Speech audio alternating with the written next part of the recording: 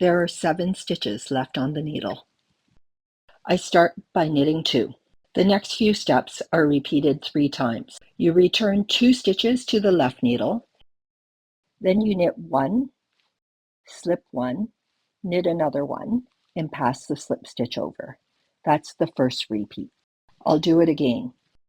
I return 2 to the left needle, and then I knit 1, slip 1, knit 1, and pass the slip stitch over. I'll do it a third time. I return 2, knit 1, slip 1, knit 1, pass the slip stitch over.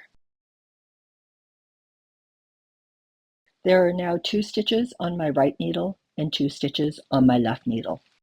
I'll graft the 2 stitches from the right needle to the left needle.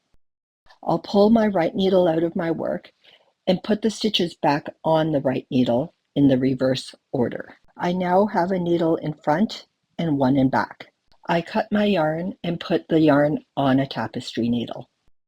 I bring my needle purlwise through the first stitch and leave the stitch on my needles. I bring the tapestry needle knitwise through the first stitch on the back needle and I leave that stitch on. And then I bring it knitwise through the first stitch on the front needle and take it off. And then I bring it through the first stitch purlwise on the back needle and take it off. I insert it knitwise through the stitch on the front needle and take it off. Lastly, I insert it purlwise into the last stitch and take it off.